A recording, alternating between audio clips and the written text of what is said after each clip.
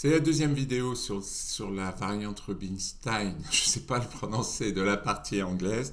Donc on va voir, il vous faut voir la première vidéo pour voir l'ordre des coups.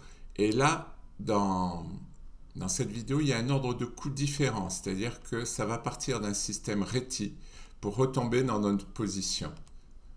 Bon, je ne vous fais pas trop le commentaire, vous allez voir la première vidéo. Et là, les blancs se développent en fianchetto. Et là, on retrouve la position qu'on a vue. C4, et là, il suffit de jouer D5. Puis on prend, cahier prend, voilà. Et on se retombe dans la position. Bon, c'est des interversions de coups. Donc D3. Là, les noirs vont attaquer sur la colonne D et visent à mettre leur cavalier en D4. Si les blancs essaient de chasser le cavalier avec le pion, eh bien le pion D3 va se retrouver faible et il est sur une colonne ouverte, il va se faire attaquer. Et la case D4 est très importante, puisqu'en fait on va avec les noirs quasiment installer un cavalier qui ne peut presque pas être chassé. Et s'ils le prennent avec un cavalier, on va reprendre avec un pion et on aura une colonne ouverte, que ce soit avec le pion C ou le pion E, et on aura un gros avantage d'espace. C'est toute l'idée de ce système. Fou E7 pour se développer, Fou E3 attaque le pion C5 et les blancs vont amener la tour en C1 pour continuer leur attaque du pion C5. Tour B8, c'est pour enlever la tour de la diagonale du fou blanc, il pourrait être attaqué. Tour C1 pour attaquer le pion, petit roc. A3 pour contrôler la case B4.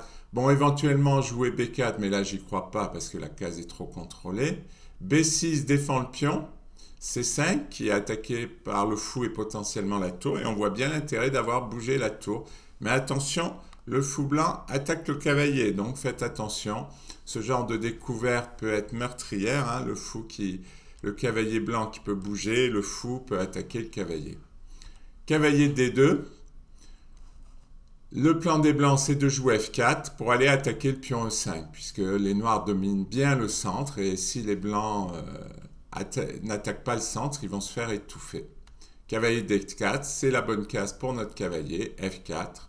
Les noirs échangent, ils ont une idée, c'est-à-dire après fou prend, ils vont échanger le fou de case noire et on voit toutes les cases entourées là qui sont faibles, qui vont être difficiles à défendre puisque les pions blancs ne peuvent pas les défendre. Et ça va être l'occasion, si le fou est échangé, pour la dame de contrôler ces cases et de faire des menaces.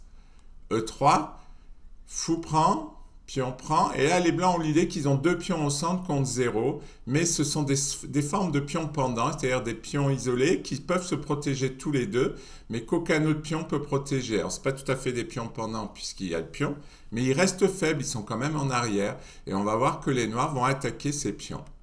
Cavalier F5 qui attaque le pion, Dame E2 pour le défendre, Fou A6, vous voyez à chaque coup les noirs font des menaces, ça c'est bien, on menace le pion D3, Fou E4 pour défendre. Cavalier D6, on menace le fou qui défend le pion. Le fou recule. Les noirs amènent le deuxième cavalier. On va voir qu'ils vont faire des menaces sur F4 et D4. Tout ça est très dynamique.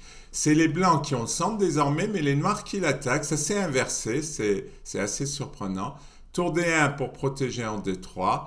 Tour E8 pour attaquer sur le centre. On cloue le pion E3. Et on menace cavalier prend F4. Le pion E3 ne peut pas bouger. Cavalier D5 pour défendre les deux pions. Cavalier D4, le pion E3 est cloué. Il y a la tour qui mangerait la dame s'ils le prennent. Donc la dame s'en va et décloue le pion. On échange. Et ensuite, fou B7, de nouveau une menace. C'est ce que je vous dis, c'est très dynamique. Il protège. Et là, les noirs vont avoir l'avantage puisqu'ils échangent, puis on prend, et cavalier F5, et toujours les cases noires, hein, c'est ce que je vous ai dit, le problème des cases noires. Soit on va faire une fourchette, soit on va s'installer en D4, qui est une case très forte, le pion va tomber, ce pion va être isolé, le jeu est très agréable pour les noirs.